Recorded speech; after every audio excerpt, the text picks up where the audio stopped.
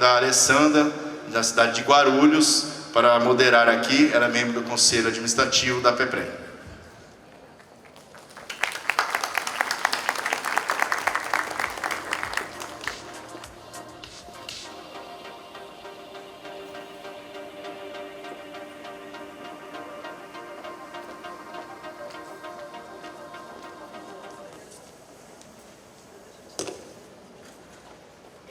Bom dia, sejam bem-vindos ao nosso primeiro painel, né, do dia.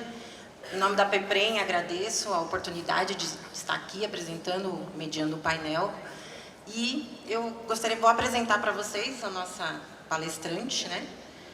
A Cláudia Fernanda Item. Ela é coordenadora geral de normatização e acompanhamento legal do Departamento dos Regimes de Previdência do Serviço Público, Secretaria do Regime Próprio e Complementar do Ministério de Previdência Social. Vamos todos receber a Cláudia.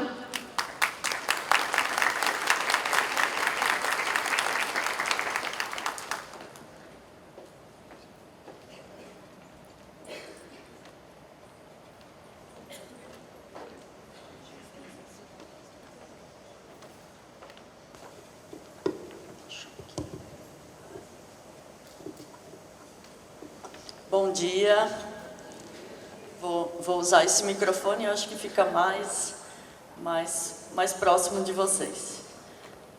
Primeiro, agradecer à PEPREM, como falado ontem, também em nome do Ministério, né, por toda a recepção, que nós estamos aqui desde segunda-feira, discutindo essa política pública, né, da Previdência do servidor público, e também parabenizar por esse evento, que conta com representantes de vários estados do país, com programação jurídica e financeira, né, de dois temas tão importantes para a boa gestão do regime próprio.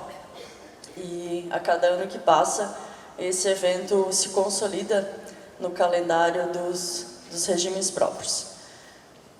Separei aqui para vocês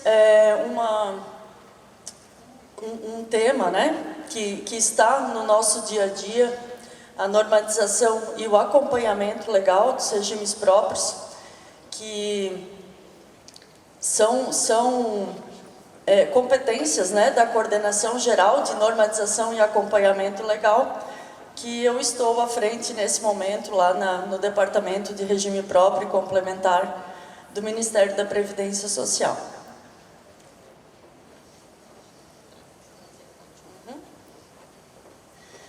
E aí esse primeiro slide que eu preparei, até foi um tema que nós discutimos num evento da OAB este ano, a convite da Lúcia, da doutora Vera, e aqui eu trago para quem está há mais tempo nos regimes próprios, né?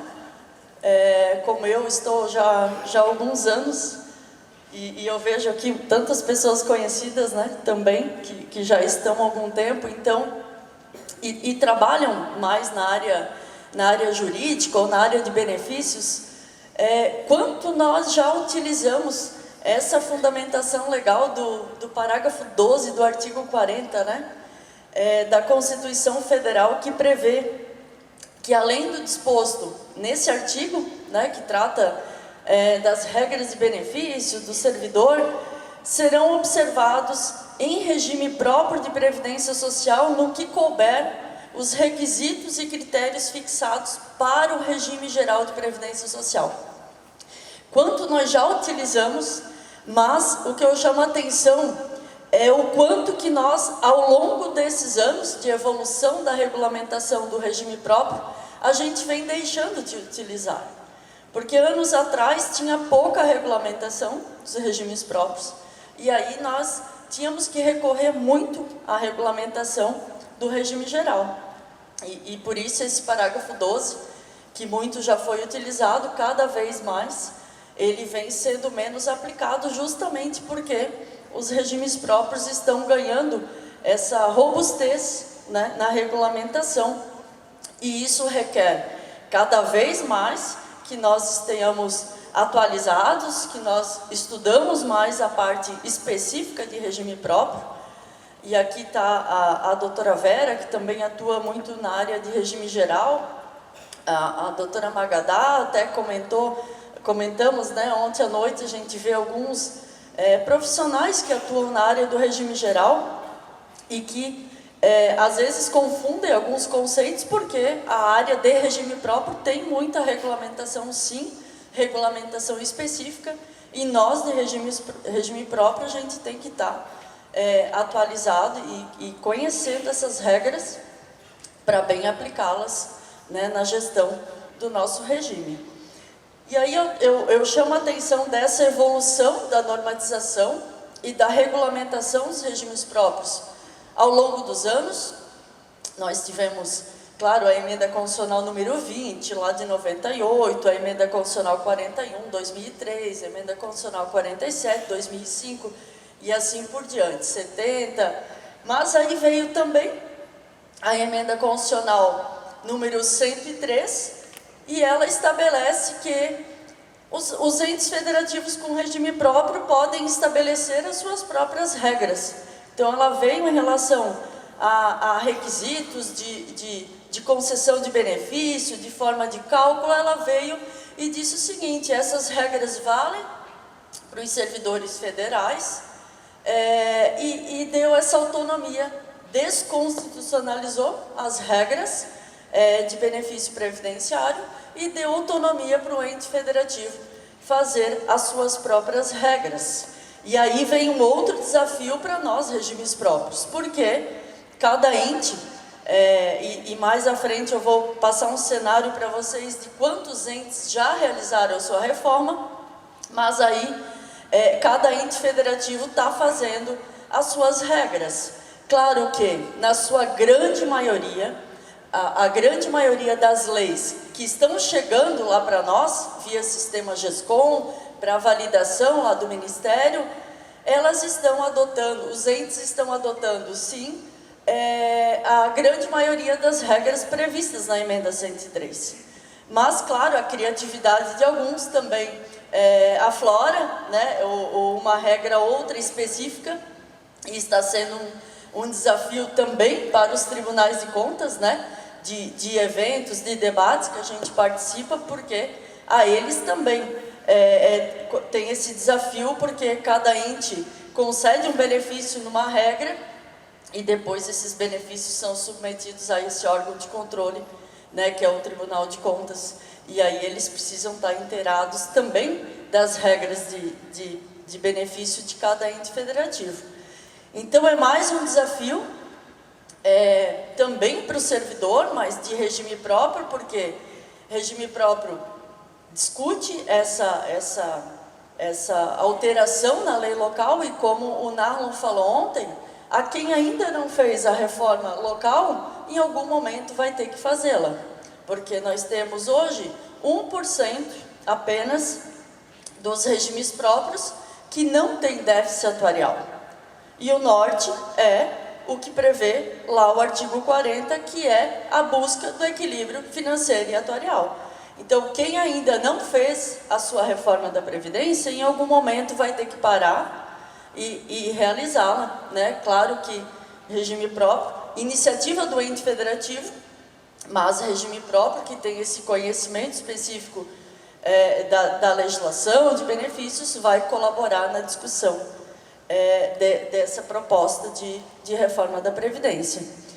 E aí eu destaco também a portaria 1467, que é a portaria, foi até objeto de um modelo de livro, né? Virou um livro, um encadernado. A ABPEM fez esse trabalho, e acredito que aqui muitos já tenham essa portaria 1467, e deve ficar na mesa, assim, né? Pelo menos na minha, ficar na mesa. A cada ente federativo que nós atendemos lá no Ministério, eu pego a portaria e levo junto, porque em algum momento eu vou precisar, para dar algum esclarecimento para o ente federativo. E aí a portaria, o que ela veio? Ela consolidou os atos infralegais que regulamentam os regimes próprios, que tratam da organização, funcionamento, enfim, essa regulamentação infralegal. o que era antes a nossa cartilha de cabeceira, a orientação normativa 02, virou a portaria 1467, que já sofreu, sim, algumas atualizações, e até ontem, no âmbito da reunião do CNRPPS, nós discutimos mais algumas propostas de alteração, mas alterações que elas vêm como proposta em razão de consultas que nós recebemos dos entes federativos. Aí percebe-se que há alguma lacuna na portaria ou algum dispositivo que nós podemos propor para tornar a norma mais clara, com o objetivo único de bem orientar os regimes próprios, né, nas principais dúvidas deles. Então, o que se diz, né, não consegui ainda nem dominar uma portaria, já vai vir outra. Mas não vai vir logo, mas também ela não vem para atrapalhar, ela não vem para criar novas obrigações, ela vem justamente para tornar a norma mais clara, né, para facilitar a gestão de vocês, dos regimes próprios, para bem gerir ali as disposições legais. E aí, como eu falei, da competência legislativa dos entes federativos, né, que na parte que trata, então, da normatização, é um desafio, sim. Aqui, quais entes, assim, que já fizeram a sua reforma? Ainda um número reduzido, um pouco menor do que o percentual de entes, né, que já fizeram a sua reforma. Mas esses entes que já fizeram a sua reforma, claro, tiveram que se inteirar das novas regras, sem esquecer das regras anteriores, porque alguns servidores também já têm o direito adquirido, aquelas regras, né? E aí, como eu falei anteriormente, quem ainda não fez a sua reforma, claro que em algum momento vai ter que passar por essa situação no ente federativo, justamente para a busca do equilíbrio financeiro e atuarial do regime próprio.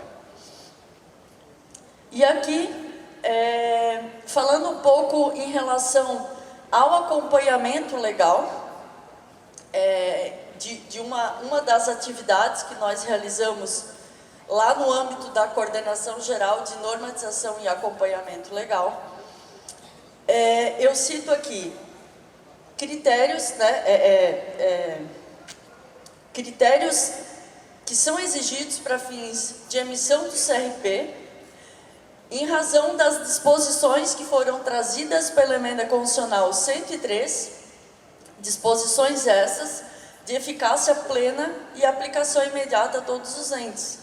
Ou seja, não tem aquela autonomia do ente fazer essas adequações quando ele desejar. Não, a adequação do rol de benefícios, a adequação da alíquota e a instituição do regime de previdência complementar, que foi amplamente tratado pelo Narlon ontem na palestra de abertura, elas foram trazidas como obrigação, uma obrigatoriedade para todos os entes fazerem essa alteração na lei local. Mais à frente eu vou passar para vocês o percentual de entes que já comprovaram o cumprimento dessas disposições. E aí vem também esse plano de benefícios, né? O plano de benefícios, então, nada mais é do que a reforma do plano de benefícios da lei que regulamenta o seu regime próprio, que quem não fez a reforma aplica-se aos servidores as regras lá da Constituição, né, das emendas constitucionais. E aí, a partir do momento que for feita a sua reforma, vai se adotar as regras previstas lá na lei local unicamente, né, as regras que vocês criarem. Nós temos exemplos assim, estou vendo aqui a Diane lá de Concórdia e outros municípios que fizeram a sua reforma e aí construíram algumas propostas de alguma regra de transição. Em Concórdia, inclusive, colocou numa consulta pública, não foi, Diane? 2 ou 3 propostas de uma regra de transição específica para aquele ente e colocou em consulta pública, e depois a reforma passou com essa regra que foi previamente amplamente discutida com os servidores. E nós temos vários exemplos, então, de servidores de entes, né, que ampliam essa discussão prévia da reforma e depois passam já com total conhecimento dos servidores em relação às novas regras da Previdência. E aqui eu trago para vocês, penso que na sua grande maioria aqui nós temos entes de São Paulo, muito embora, né, Alessandra, recebemos a visita aqui de vários estados nesse evento, né? Mas a gente tem por hábito, assim, quando vai no estado, levar algum dado específico daquele estado, dos municípios daquele estado. Então, em relação ao acompanhamento legal, aquelas disposições que eu comentei com vocês, que são de eficácia plena e aplicação imediata a todos os entes, independente do gestor público, do prefeito querer ou não, é uma exigência que a emenda constitucional trouxe, que é a adequação do plano de benefícios.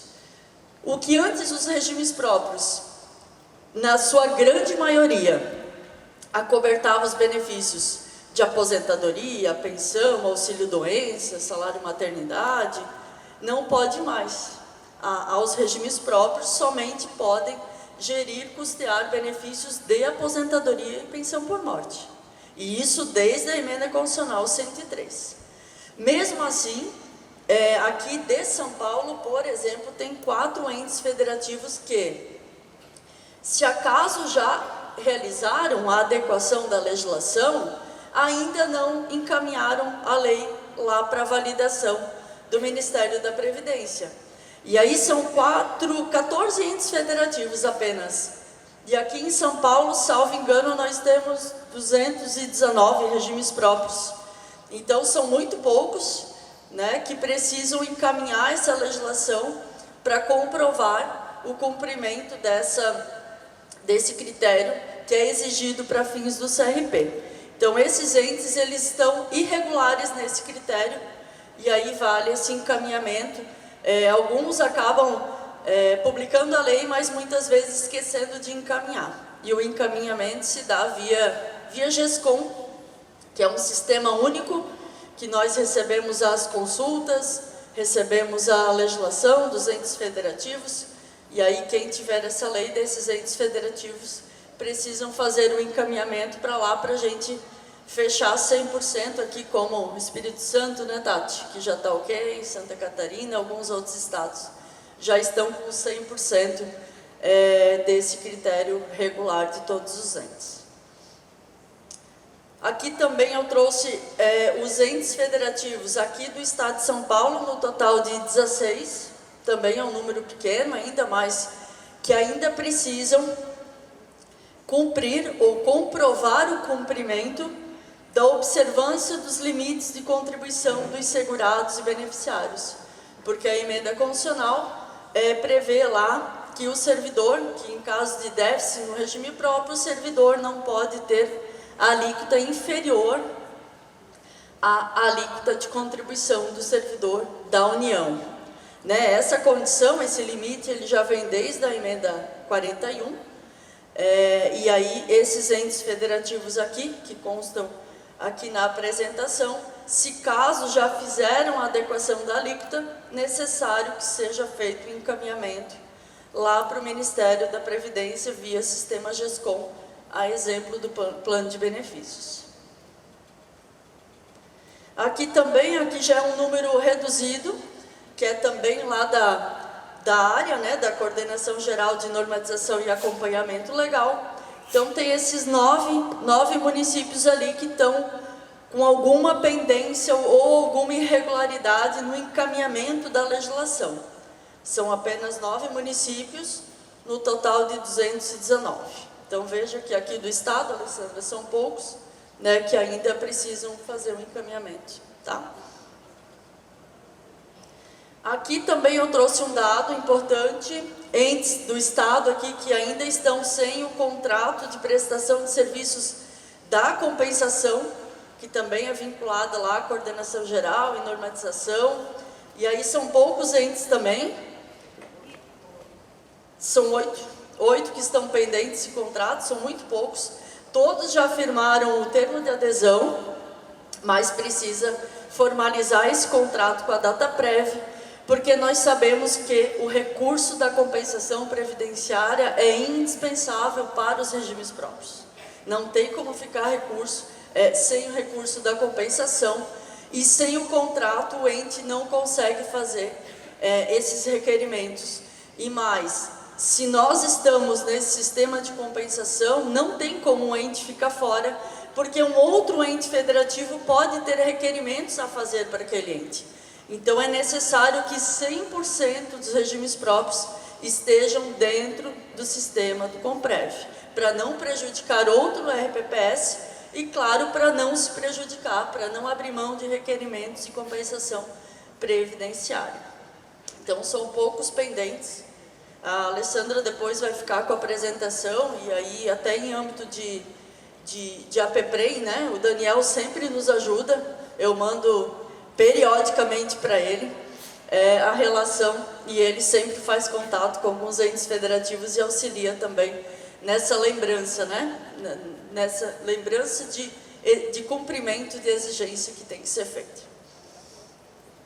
Aqui eu trago um painel, estatísticas e informações dos regimes próprios, para que vocês tenham uma ideia de como está o cenário hoje, uma situação geral dos regimes próprios quanto à adequação das regras da emenda 103. E aí, ressalto, esses dados, esses números são considerando as leis que são enviadas via GESCOM.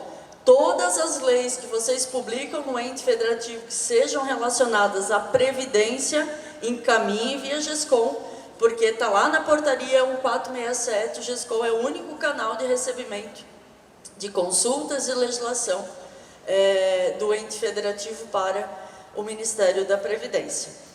E aqui, números, né? Adequação do rol de benefícios de aposentadoria e pensão, que nós vimos, a emenda 103 trouxe essa previsão, essa exigência de que todos os regimes próprios precisam se adequar.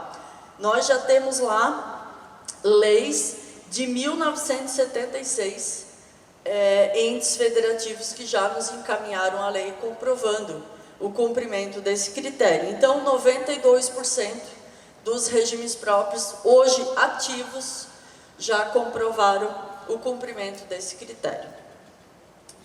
Adequação das alíquotas de contribuição dos segurados, né? Adotando 14% ou alíquota progressiva. Foram poucos os entes que optaram pela alíquota progressiva, mas ela também é possível de acordo com a emenda 103. E aqui nós temos 1.891 entes que já encaminharam a legislação para lá, comprovando o cumprimento desse critério, e aí em percentual 88%.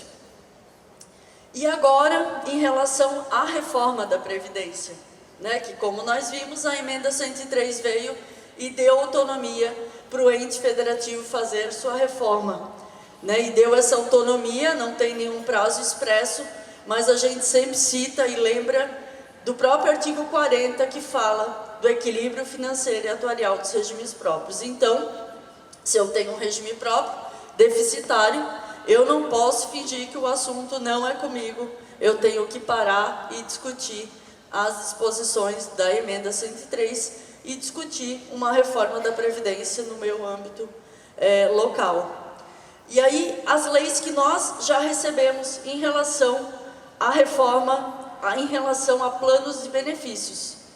Já recebemos leis de 441 entes, no total de 20%, que encaminharam a lei complementar ou lei ordinária e também a emenda à lei orgânica, né, no caso de municípios, ou alteração na Constituição Estadual no caso dos estados.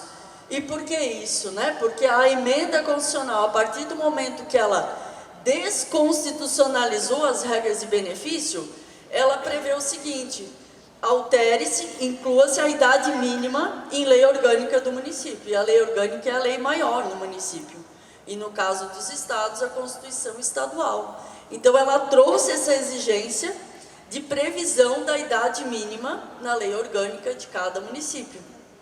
E aí, 20% dos entes encaminharam a lei complementar, encaminharam, ou lei ordinária também, né, porque forma de cálculo pode ser disciplinada em lei ordinária, mas a maioria estabeleceu tudo em lei complementar. E também encaminhou lá certinho a lei orgânica. Então, em questão de hierarquia e legislação, o 20% está ali cumprido. Por outro lado, 257 entes federativos, 12% encaminharam a lei complementar, tratando das regras de benefício, mas ainda não encaminharam a lei orgânica. Então, podem ter esquecido de alterar a lei orgânica, pode não ter tido quórum suficiente para passar a lei orgânica, porque o quórum é diferente da lei complementar. E aí, no caso, a Secretaria de Regime Próprio e Complementar tem notificado esses entes, né, para fazer um encaminhamento da legislação faltante. Pode também que a reforma feita pelo ente federativo não tenha alterado a idade mínima que já existe na lei orgânica. Então, nesse caso, não vai precisar alterar a lei orgânica. Também pode ter ocorrido isso. Então, não necessariamente todos esses entes vão estar irregulares. Tá? E o total, então, de entes federativos, esse é a data base agora, de julho, final de julho, 32% dos entes federativos já fizeram a sua reforma no plano de benefícios. Então, por um lado, né, pode ser considerado ainda baixo, se eu pensar que 99% dos regimes próprios são deficitários. E não é um déficit pequeno. A maioria são déficits muito grandes, a ponto de existir um plano de equacionamento que o ente muitas vezes não consegue arcar. Mas também nós vemos que no decorrer do mês vem sempre recebendo, né, todos os meses nós vemos recebendo legislações. E aí, para quem acompanha um informativo mensal, que é divulgado todos os meses, esse quadro consta lá no informativo, e a cada mês vocês veem que cresce um pouco. E o trabalho nosso também está sendo de sempre que participar de algum evento, falar da importância de se discutir esse tema no âmbito local. Aqui também, em relação à legislação e orientações em relação aos regimes próprios, né? Eu trouxe alguns recortes do nosso site, que acessem lá por Ministério da Previdência Social, assunto regimes próprios e previdência social, e tem muito conteúdo ali no site. Para quem atua na área jurídica de benefícios, o site está cada vez mais completo, com muito conteúdo importante para o dia a dia da gestão. E aqui eu fiz alguns recortes dos principais.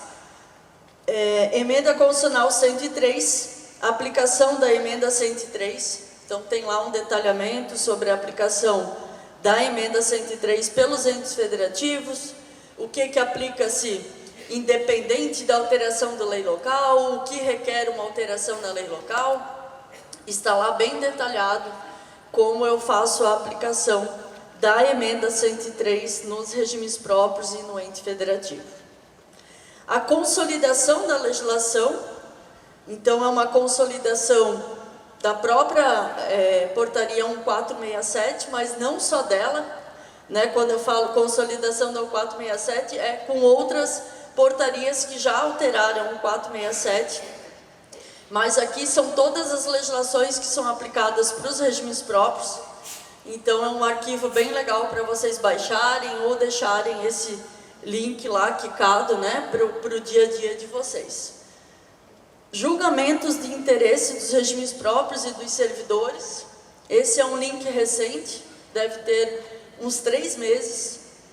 E aí nós temos lá, por hábito, fazer o acompanhamento diário dos julgamentos do STF e STJ. Então, todo julgamento que tenha algum reflexo, ou pode ter algum reflexo, nos entes federativos e regimes próprios, nós separamos e alimentamos o site periodicamente com esses julgamentos. Ontem estávamos num debate ali de um outro tema, né, com a participação dos membros da Copa Júri, que é uma comissão de acompanhamento de julgamentos relevantes, e aí a gente comentou justamente isso. Um julgamento pode ser relevante para mim, para um estado, que pode ser para o município ou não para o município, mas enfim, tudo que é relacionado, às vezes, de uma categoria profissional, que pode ter no município ou não tenha no estado, ou vice-versa, né? Então a gente separa ali, é um campo que nós criamos e que está sendo muito bem aceito, e é bom para quem atua na área jurídica também se manter-se atualizado.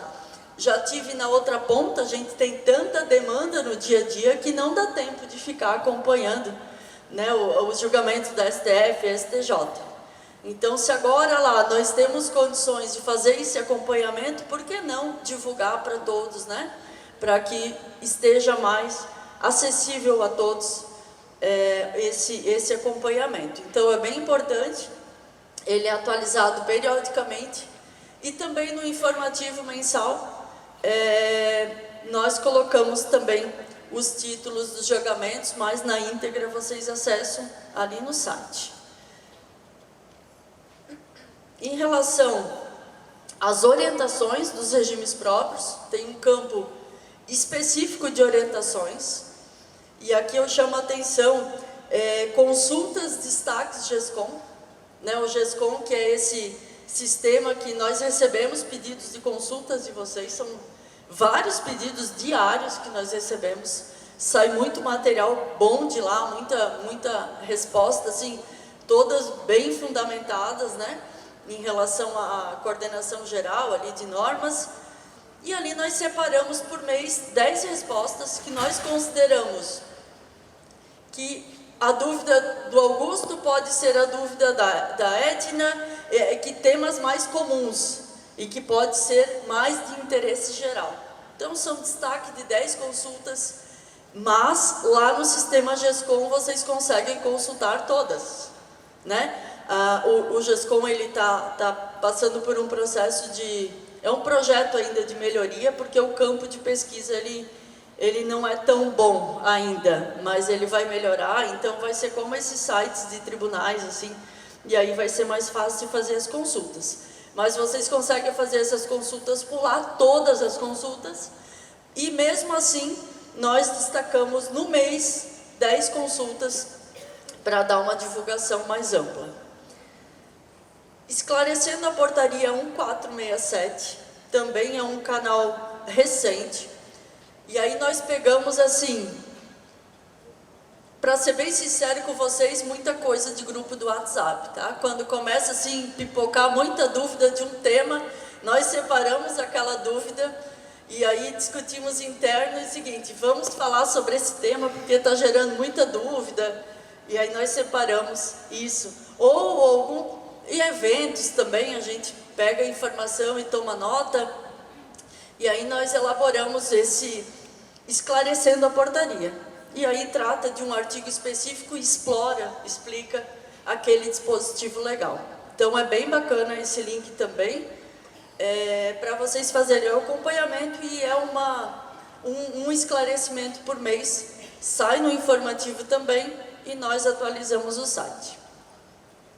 Notas técnicas, claro que acaba que nem todas a gente coloca ali, né? Todas que são que saem lá da coordenação, mas aqui tem muitas relevantes também, de interesse mais comum.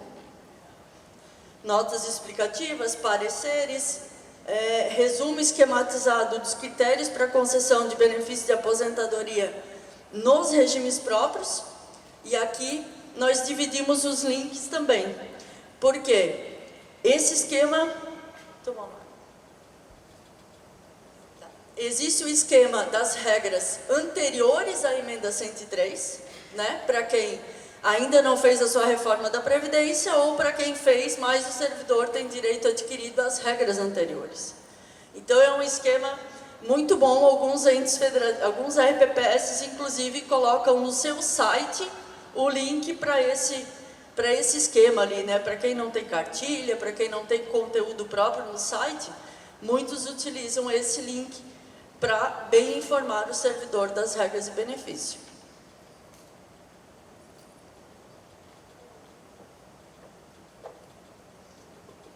E o outro resumo esquematizado, né, das regras é da emenda 103. Daí, no caso, para entes que adotaram as mesmas regras da 103, muitos utilizam para quem está discutindo as regras da 103, né, para já ter um conteúdo para explicar. Então, também é um conteúdo bacana para vocês acessarem.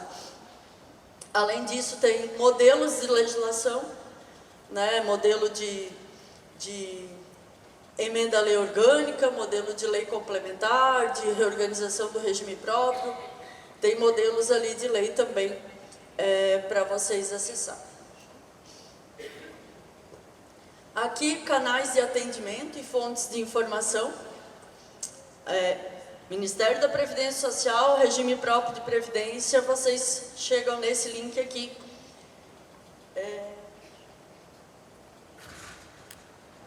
Isso. Ó, nós vimos há pouco o Legislação e Informações, né? Informativo mensal, estatística, aquele painel da reforma, aqueles dados, aqueles números e percentuais. Vocês vão encontrar aqui, ó, estatísticas e informações dos regimes próprios. Então, tem muito conteúdo bom ali. Acordos de cooperação, acordos internacionais, atuária, calendário dos regimes próprios, aquelas obrigações e demonstrativos, prazos que têm que ser enviados, né? Demonstrativos que são mensais, demonstrativos bimestrais. Está aqui nesse campo de calendário.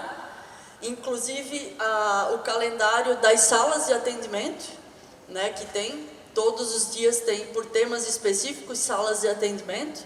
Webconferência, consta ali no calendário. Capacitação e treinamento.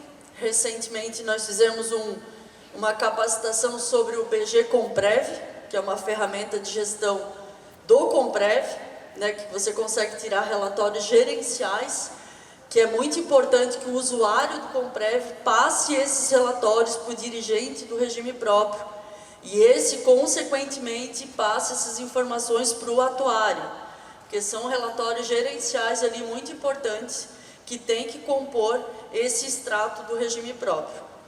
Além disso, essa semana foi divulgado um vídeo curto, assim, uns 10 minutinhos, sobre como preencher o DAIR, né? Então, alguns vídeos que vão ser feitos lá internamente pelos servidores lá da secretaria mesmo, mas para auxiliar os regimes próprios. A gente sabe que às vezes tem alguma troca de servidor, então a gente vai alimentar esse link com essas informações também. Então, capacitação e treinamento.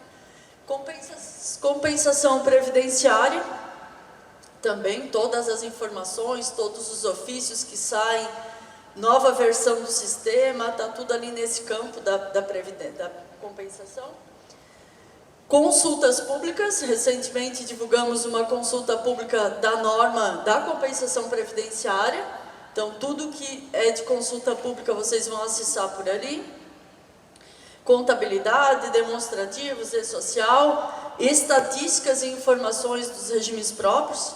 Então, o painel de acompanhamento da emenda 103 vocês acessam por ali. Estatísticas e informações dos regimes próprios. Índice de situação previdenciária. Esse índice ele é divulgado anualmente, né, via de regra. No início de setembro é divulgado o relatório preliminar. A data base para verificação dos dados que irão compor essa avaliação da situação é 31 de julho, foi 31 de julho, e aí é divulgado o relatório preliminar e abre prazo de 30 dias para recurso. Se por acaso tiver algum dado incorreto, abre-se prazo de 30 dias que o ente pode ir lá e dizer, ó, não concordo com a avaliação desse critério específico, e aí a secretaria faz a avaliação, se é devida a correção ou não.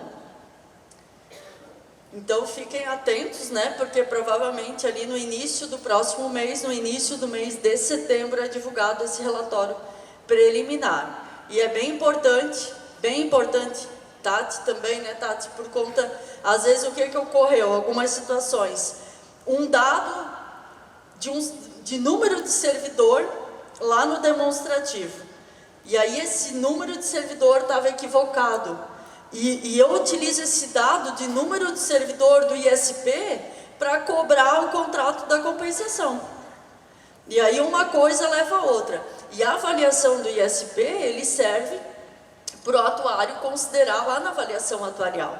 Então é muito importante, né, que vocês analisem critério por critério e, se discordar de qualquer avaliação, utilizem-se desse prazo de 30 dias para apresentar recurso via GESCOM. Informativo mensal dos regimes próprios. Esse informativo é divulgado mensalmente.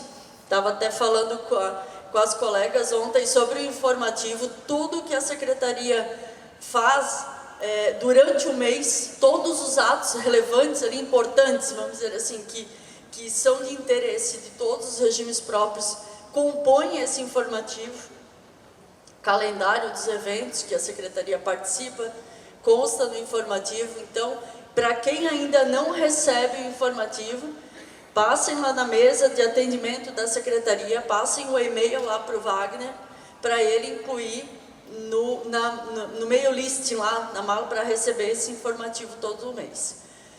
Geralmente ele é divulgado no último dia útil do mês. E aí traz todo um resumo do que aconteceu, dos principais atos, né, relevantes realizados lá pela Secretaria.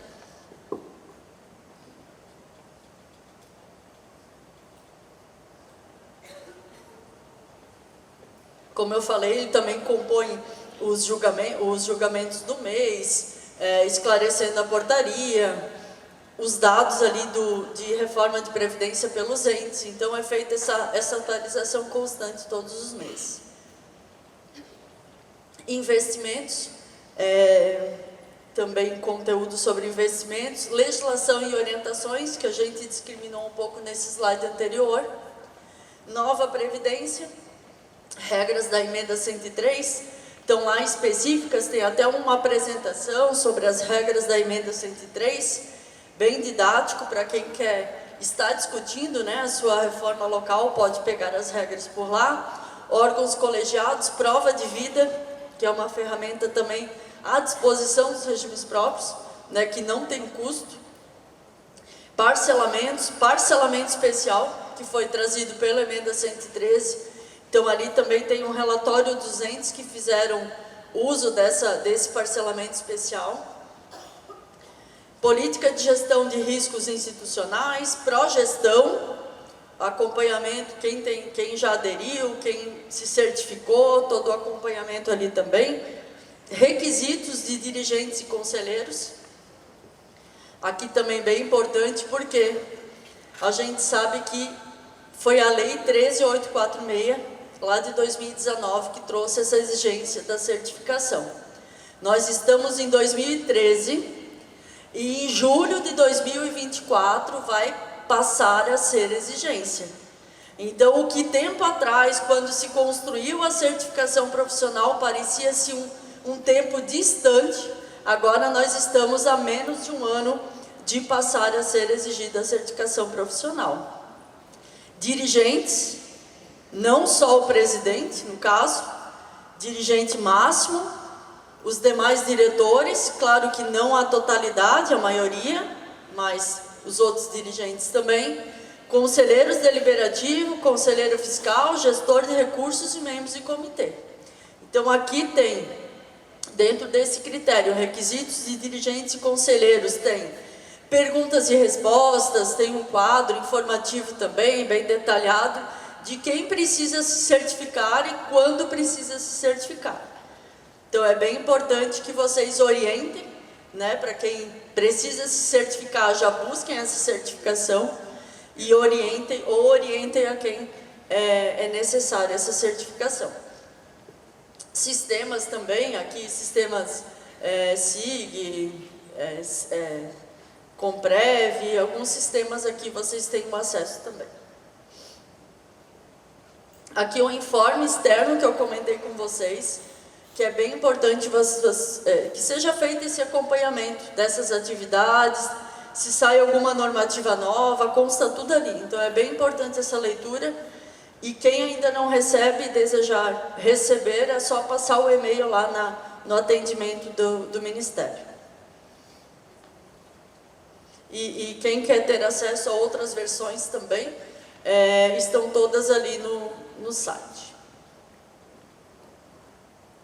E aqui também é um slide que parecido com ele, né? Mas ontem o Narro apresentou, e depois eu até falei para ele que eu tenho na minha apresentação um slide que traz uma mensagem bem parecida com a dele, né? E aí o presente e o futuro da Previdência no serviço público, né? O que requer é a profissionalização, e nós falamos tanto da certificação profissional, né? Há tanto tempo atrás, começamos a falar, e agora a gente fala com insistência, né? Porque sem a profissionalização é difícil existir o fortalecimento dos regimes próprios. Então, a legislação ela vem evoluindo, a profissionalização ela vem evoluindo, e com isso o fortalecimento dos regimes próprios. Quanto mais capacitados estivermos, melhores condições nós temos de fazer uma boa gestão. E com isso nosso regime próprio vai se tornar mais forte. Sustentabilidade, a busca do equilíbrio financeiro e atuarial, princípio constitucional. Então as nossas ações também têm que estar focadas à sustentabilidade do regime próprio. Muitas vezes existe o ideal e o possível, né? Quem quer fazer uma reforma da Previdência? Melhor que não fosse feita, mas ela é necessária, né? Muitas vezes. Então existe o ideal e o possível. Uma Previdência que garanta ao servidor segurança e tranquilidade ao longo da sua vida, sem comprometer o orçamento público e a capacidade estatal de atender as outras tantas políticas públicas, né, que são importantes e necessárias para toda uma sociedade. E a Previdência é uma política pública, né? Então precisamos achar, né, buscar esse equilíbrio, alcançar esse equilíbrio. Gestão pública, gestão previdenciária e a governança. Conscientização e participação e evolução da educação previdenciária e financeira. Essa é uma ação do Progestão, mas o ideal, claro, que todos tivessem a certificação do Progestão. Até gostaria de abrir agora, né? Não tem tempo, mas seria legal ouvir quem já tem Progestão, mas não temos esse tempo aqui. Mas esse destaque da educação previdenciária e financeira. E por que eu falo do Progestão? Porque é uma ação do Progestão. E é muito importante essas ações de educação previdenciária e financeira no dia a dia do ente federativo, no dia a dia da Previdência, porque entes federativos que têm essas ações, quando eles precisam discutir algum tema mais importante, como uma discussão de um cálculo atuarial, como uma discussão de uma reforma da Previdência, eles conseguem ter debates mais produtivos. E aí é muito importante, por isso que a gente destaca essas ações de educação previdenciária e financeira, porque é um trabalho de formiguinha. Quantos entes federativos, né? Que são muitos que são de pequeno porte. Quantos que nós ouvimos? Cláudia, eu não tenho interessado para ser conselheiro. O que eu faço? Começa a fazer ações de educação previdenciária, que você vai atrair o interesse do servidor. Então, é todo um trabalho prévio para depois você ter esse retorno. E aí, esses regimes próprios, né, que eu cito alguns como exemplo, não vou citar porque são vários, mas temos vários exemplos que tinham dificuldade no dia a dia de realizar atividades no regime próprio e de compor o seu conselho. E aí deu um passo para trás, foi lá, realizou ações de educação previdenciária e hoje tem uma gestão bem participativa. E é isso, eu fico à disposição, agradeço a atenção de vocês E estou à disposição aqui para tirar qualquer dúvida e agradeço a todos. Obrigada.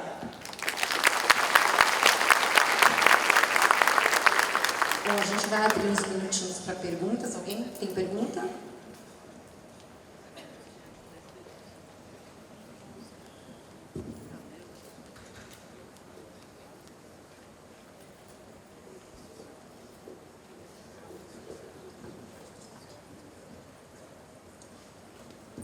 Opa, bom dia. Meu nome é Anderson, eu sou de Pouso Alegre, Minas. A partir uma das inovações da 1467 foi a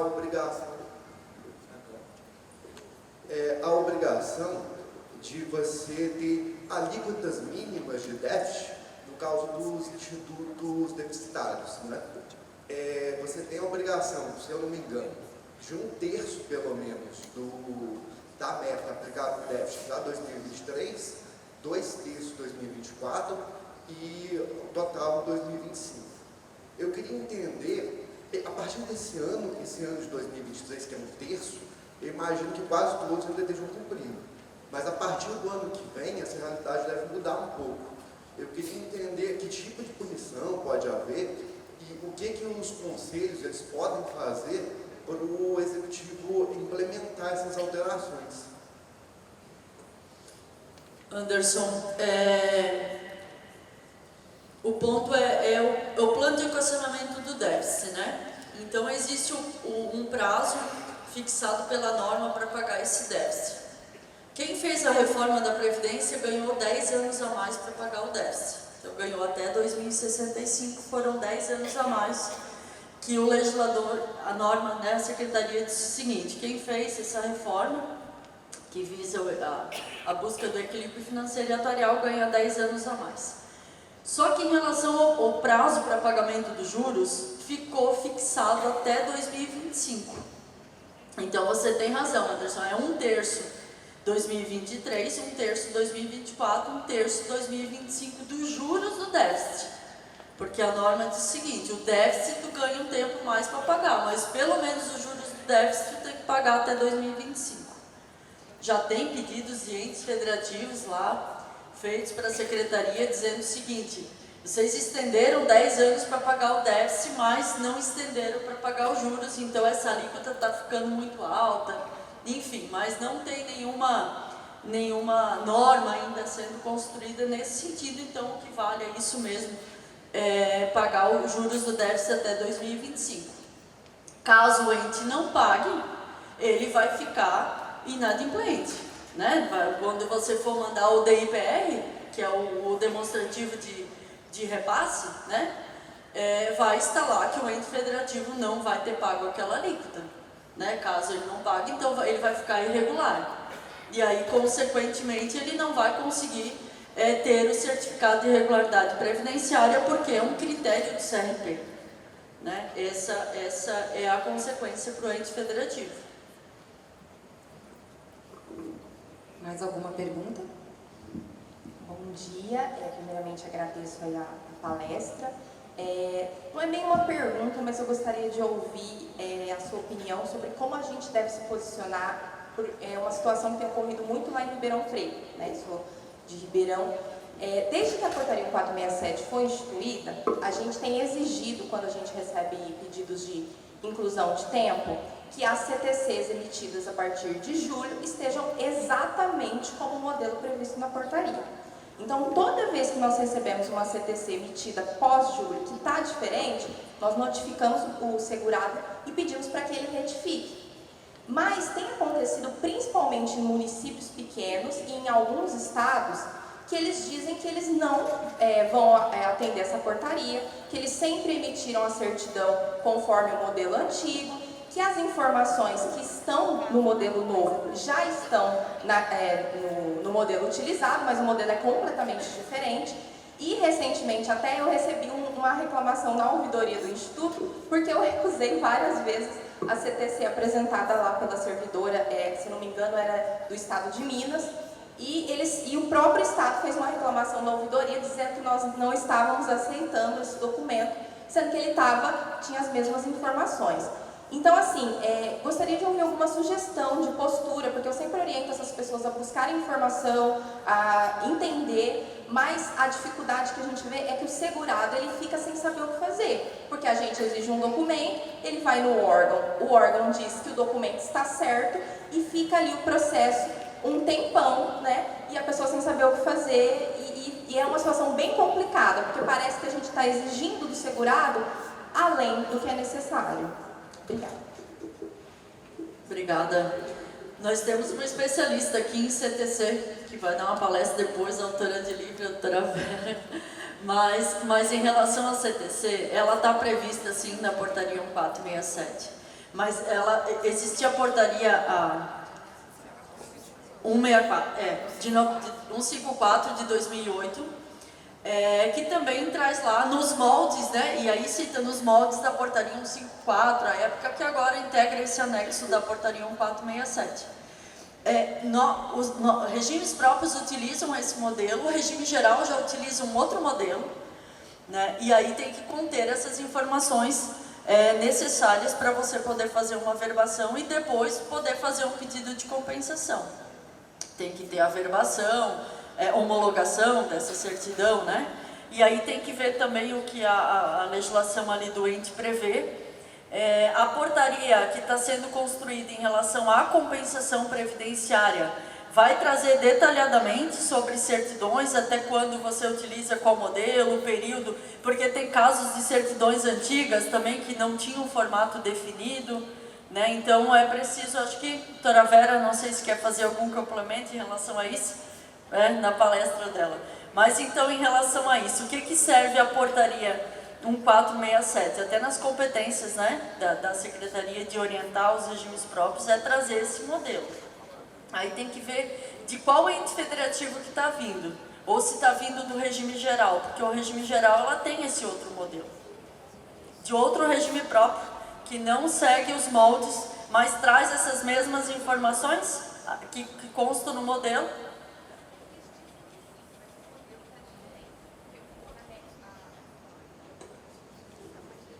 Porque assim, a portaria 1467, ela tem um verso no anexo 1 que traz ali uma descrição, se o tempo é especial, coisa que não existia no modelo anterior. E aí eles dizem assim, mas o tempo não é especial, então eu não preciso colocar essa informação. Mas eu sempre digo, mas tem que seguir o modelo, né? E assim, não é um caso, são vários que acontecem isso, eu não sei se é uma realidade de outras entidades.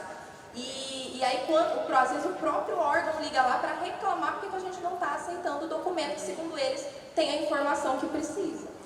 A Secretaria tem essa competência legal de orientar os regimes próprios. Então, a portaria ela é aplicada aos regimes próprios, né, para seguir esse modelo.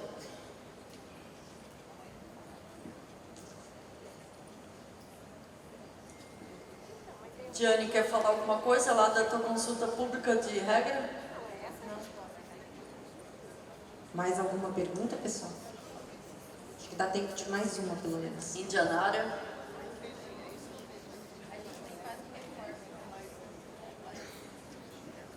A Tati vai falar da importância do ISP. Está de aniversário hoje.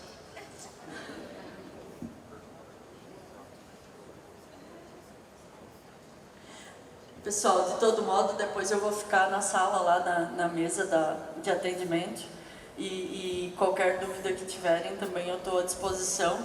Agradeço novamente. Alessandra, obrigada, né?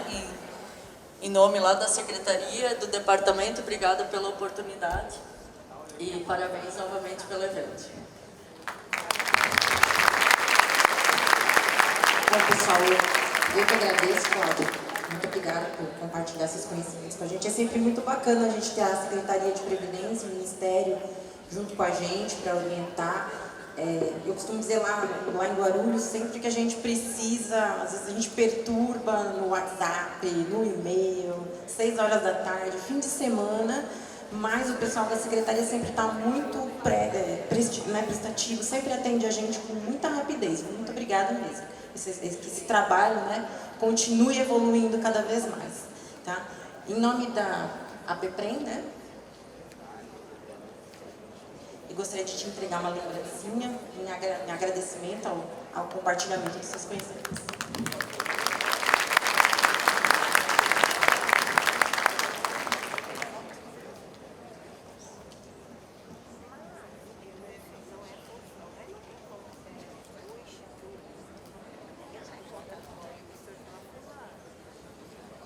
Pessoal, muito obrigada. Agora a gente vai fazer uma pausa para o café e às 11 horas nós retornamos com a continuidade da nossa programação, tá bom? Muito obrigada pela presença.